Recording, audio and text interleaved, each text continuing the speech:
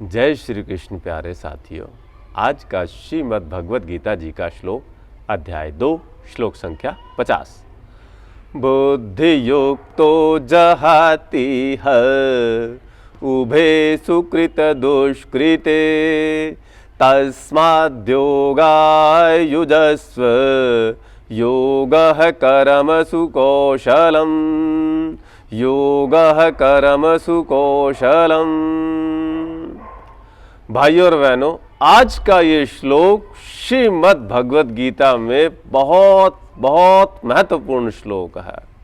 भगवान कहते हैं जो व्यक्ति समता पूर्वक बुद्धि को जीता है, जिसकी बुद्धि समत्व को प्राप्त हो जाती है, ऐसा साधक पुण्य और पाप दोनों को इसी लोक में त्याग देता है और समता में जीने की वजह से भगवान कहते हैं कर्मों में कुशलता ही योग कहलाती है। अंतिम 3 अक्षरों साथियों इस श्लोक के भी पकड़ के रख लें। योगः कर्मसु कौशलम, कर्मों में कुशलता ही योग है। Efficiency in our work. साथियों, इस श्लोक में ये जो अंतिम 3 अक्षर हैं, ये इसका सौंदर्य है। चिंतन करें, हमें कर्मों में कुशलता चाहिए, कर्मों में चालाकी नहीं। कैसे? पहले तो लोग इस उधेड़-बुन में लगे रहते हैं कि कब उनकी एजुकेशन पूरी हो और कब उन्हें कोई नौकरी प्राप्त हो, कोई उन्हें रोजगार प्राप्त हो। और भगवान की कृपा से, ठाकुर जी की कृपा से उन्हें वो नौकरी रोजगार मिल भी जाता है। पर उस रोजगार को प्राप्त होने के बाद साथियों वो जुट जाते हैं अन्यायपूर्वक धन को इकट्ठा करने में। मतलब दिन रात रिश्वत के पैसे इकट्ठा करते रहते हैं।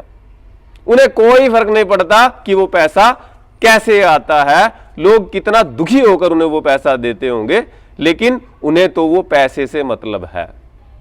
तो भगवान क्या कहते हैं? योगः कर्मसु कौशलम, कर्मों में कुशलता चाहिए, कर्मों में चालाकी नहीं।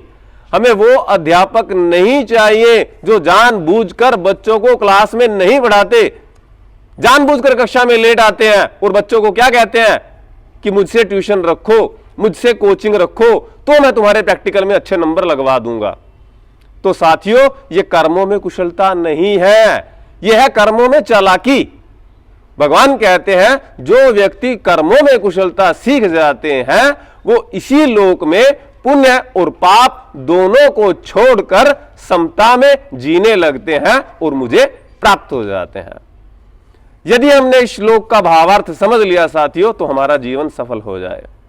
आपसे प्रार्थना, अपनी युवा पीढ़ी को कम से कम इस श्लोक के माध्यम से जोड़ने में मेरी सहायता करें।